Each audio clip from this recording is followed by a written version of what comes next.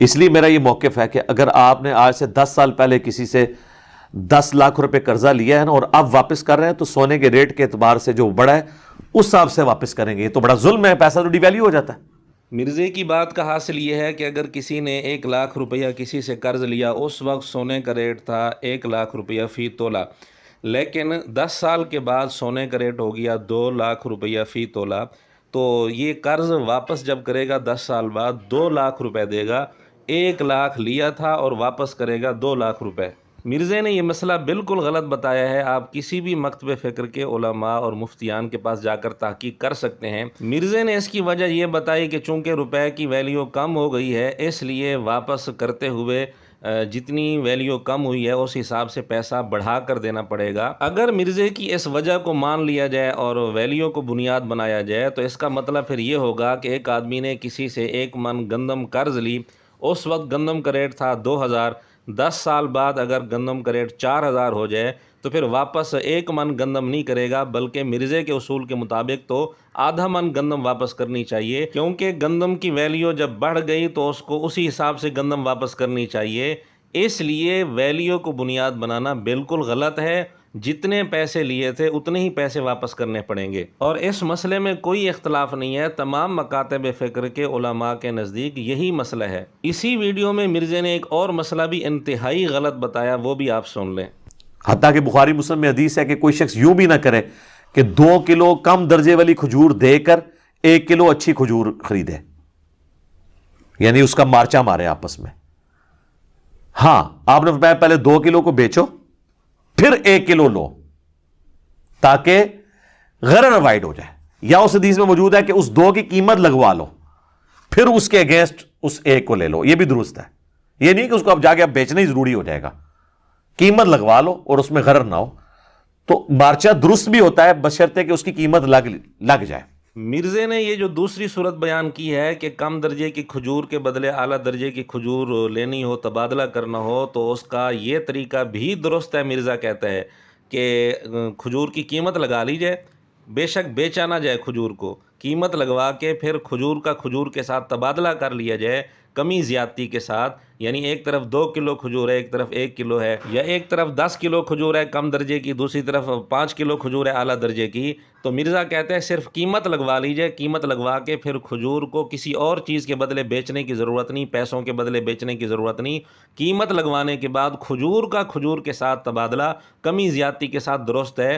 حالانکہ یہ بالکل غلط ہے, اور مرزے نے کہا کہ یہ صورت بھی اسی حدیث میں موجود ہے, حالانکہ حدیث کے اندر ایسی صورت بالکل موجود نہیں. بخاری کی جس حدیث کا حوالہ مرزے نے دیا اس میں صرف ایک ہی صورت لکھی. آپ علیہ الصلوۃ والسلام نے فرمایا کہ جو کم درجے کی کھجور جس کے بدلے تم نے اعلیٰ درجے کی کھجور لینی ہے تو اس کا طریقہ صرف یہی ہے کہ جو کم درجے کی کھجور ہے اس کو پہلے بیچو, یعنی پیسے وغیرہ کے بدلے, پھر ان پیسوں سے اعلیٰ درجے کی کھجور لے لو. صرف یہی صورت حدیث میں تھی. دوسری صورت جو مرزے نے کہا کہ صرف قیمت لگوا لو, بیچنے کی ضرورت نہیں, قیمت لگوا کے کھجور کا کھجور کے ساتھ تبادلہ کمی زیادتی کے ساتھ کر سکتے ہیں, یہ صورت حدیث میں نہیں ہے. بخاری مسلم پر مرزے نے جھوٹ بولا ہے اور یہ صورت جائز بھی نہیں ہے, اور کسی بھی مکتب فکر کے علماء کے ہاں بالکل جائز نہیں ہے یہ صورت. یعنی بخاری مسلم کا نام لے کر, بخاری مسلم پر جھوٹ بول کر کتنے غلط مسئلے مرزا بیان کر رہا ہے جو کہ خالصتاً سود کے زمرے میں آتے ہیں, ان کو مرزا جائز قرار دے رہا ہے.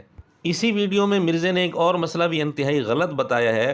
مرزا کہتا ہے کہ حدیث میں ہے کہ حضور علیہ الصلوۃ والسلام نے فرمایا کسی چیز کو اگر خریدو تو قبضہ کرنے سے پہلے آگے نہ بیچو. یعنی حضور علیہ الصلوۃ والسلام واضح طور پر منع فرما رہے ہیں قبضے سے پہلے چیز آگے نہ بیچو. بے قبل القبض سے آپ علیہ الصلوۃ والسلام نے منع فرمایا. مرزا یہ تسلیم بھی کر رہا ہے, لیکن پھر مرزا کہتا ہے کہ اگر دھوکہ نہ ہو, اطمینان ہو, تسلی ہو تو قبضے سے پہلے چیز آگے بیچی جا سکتی ہے, قبضے کی ضرورت نہیں ہے.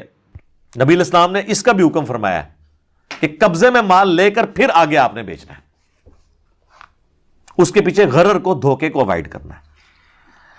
اور اگر غرر نہ ہو تو آپ قبضے میں لینا ضروری نہیں. بعض سلفی علماء بیچاروں کو سمجھ نہیں ہے, وہ کہتے ہیں نہیں قبضے میں ضروری ہے. آج کل تو سب کچھ بغیر قبضے کے ہو رہا ہے. مرزے نے اپنی طرف سے حدیث میں لقمہ ڈالنے کی کوشش کی.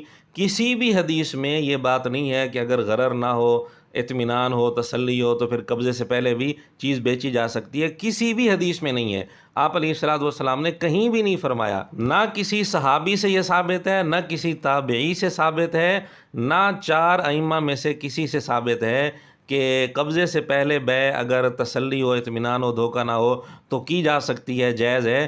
بالکل کہیں ثابت نہیں ہے۔ اور یہ بھی مرزے نے چلاکی کی ہے کہ جی بعض سلفی علماء کو دھوکہ لگا، نہیں ایسی بات نہیں ہے، اس پر چاروں مذاہب متفق ہیں، اس پر اجماع ہے، اتفاق ہے، تمام مکاتب فکر یہی کہتے ہیں کہ قبضے سے پہلے چیز بیچنا جائز نہیں ہے۔ خاص طور پر جو کھانے پینے کی اشیاء ہیں، مطعومات ہیں، ان کے متعلق تو اتفاق ہے سب کا کہ قبضے سے پہلے آگے بالکل نہیں بیچی جا سکتی۔ باقی مرزے نے کہا کہ یہ طریقہ عام ہو رہا ہے، لوگ کر رہے ہیں، تو لوگوں کے کرنے سے کوئی چیز جائز تو نہیں ہو جائے گی، لوگ تو سودی کاروبار بھی کر رہے ہیں، تو کیا لوگوں کے اس عمل کی وجہ سے سودی کاروبار جائز ہو جائے گا؟ جب حضور علیہ الصلوۃ والسلام نے واضح طور پر بیع قبل القبض سے منع فرما دیا تو مرزا کون ہوتا ہے اس کی اجازت دینے والا؟ ادھر مرزا کہتا ہے میں لوگوں کو حضور علیہ السلام کے ساتھ جوڑ رہا ہوں، کیا حضور علیہ السلام کے ساتھ اسی طرح جوڑا جاتا ہے؟ اپنی طرف سے حدیث میں لقمہ ڈال کر اور بخاری مسلم کا نام لے کر حدیث پر جھوٹ بول کر اسی طرح حضور علیہ الصلوۃ والسلام کے ساتھ لوگوں کو جوڑا جاتا ہے۔ پھر مرزا کہتا ہے بکش مسلمان بنو، کس کتاب میں یہ بات لکھی ہے کہ بیع قبل القبض